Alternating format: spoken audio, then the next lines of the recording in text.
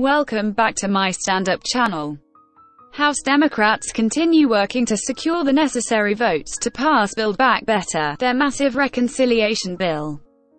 Even if House Speaker Nancy Pelosi twists enough arms for passage, prospects in the Senate remain dim as sense. Joe Manchin and Kyrsten Sinema have refused to endorse the legislation. Their hesitancy is justified by the proposal's enormous cost, economic damage and poor design. Consider the following 8 major flaws of the proposal. 1. No cost estimate.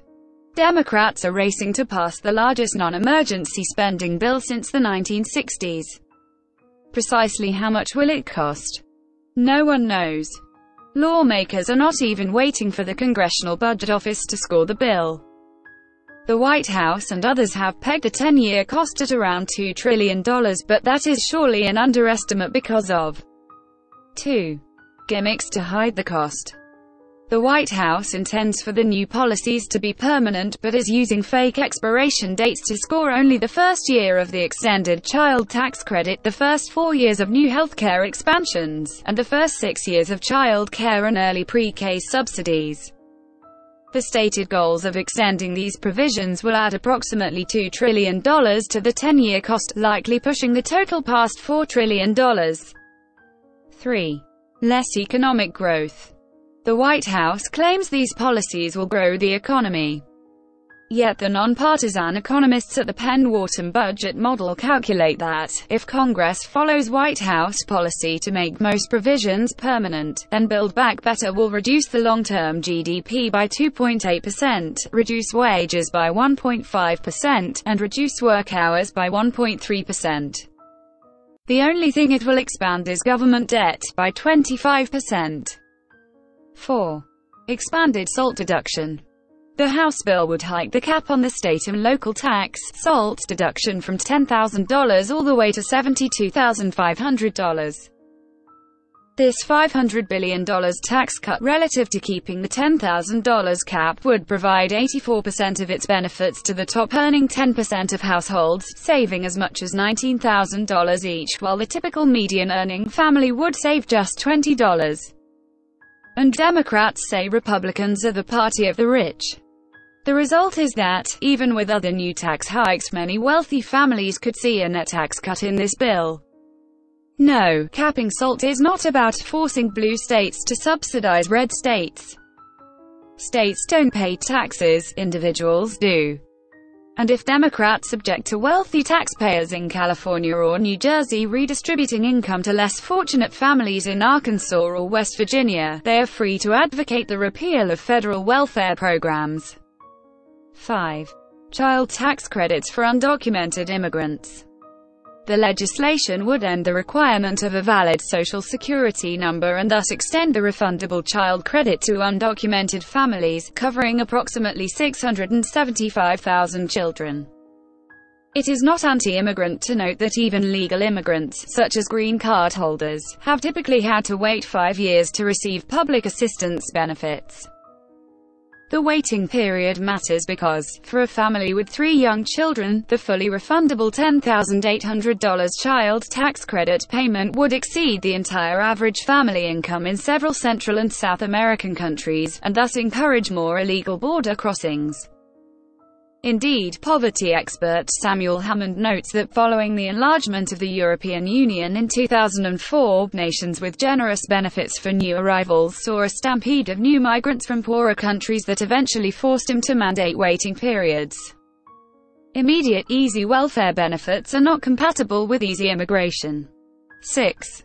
Child care reform. While many families surely struggle with child care costs, the Democrats' solution has been slammed across the political spectrum. It would create a one-size-fits-all system that would drive up the cost of daycare centers with new regulations and large mandated salary increases for child care workers. This could raise child care prices by as much as $13,000 per year, according to the left-wing People's Policy Project.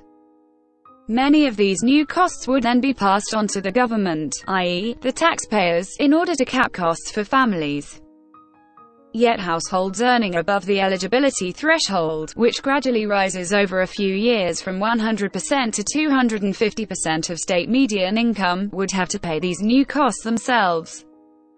Families that prefer informal child care arrangements, such as friends or grandparents, would likely be excluded from assistance. A cleaner option would simply expand the child tax credit and let families decide how to spend it. 7. Historic new taxes. Even as tax revenues surged, the House bill's $2 trillion tax increase would be the largest in nearly 40 years. The corporate tax increases would be nearly triple the size of the tax cuts they received in 2017, and the international reforms would harm American multinational companies relative to their international competitors.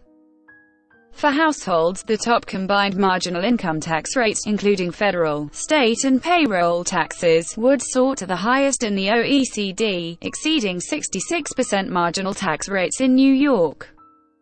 Few will shed a tear for large corporations or wealthy taxpayers, many of whom would also receive the aforementioned SALT tax cuts. However, these taxes will harm American competitiveness, and much of the corporate taxes will be passed down to families through higher prices, lower wages and smaller retirement investment returns. Furthermore, if Congress maximizes taxes on corporations and wealthy families to pay for this legislation, guess whose taxes will be left to raise when it's time to address the staggering $25 trillion in new deficits projected between 2019 and 2031? Get ready for significant middle-class tax increases just a bit down the road. 8. Marriage penalties. The House bill would extend the American Rescue Plan's expansion of the Earned Income Tax Credit (EITC), that broadened age eligibility and increased benefits for childless workers. However, this new design expands a marriage penalty in which the simple act of getting married would cause two individuals to forfeit as much as $2,700 in annual EITC benefits. The easiest fix would allow married couples who file their taxes separately to remain eligible for the EITC, and thus guarantee the same pre-marriage benefits. A better option would simply fix the EITC formulas so that a couple's benefit levels are the same regardless of whether they get married. President Biden and Congress have already added more than $3.5 trillion in new 10-year debt from the American Rescue Plan, infrastructure bill, and higher discretionary spending baseline. The Build Back Better plan would add trillions more in debt, fuel inflation, raise current taxes, and set the stage for future middle-class tax hikes, all for a poorly designed bill that economists show would hurt the economy. Lawmakers should kill this bill. Source: nypost.com. Please like, share and subscribe. Thank you for watching.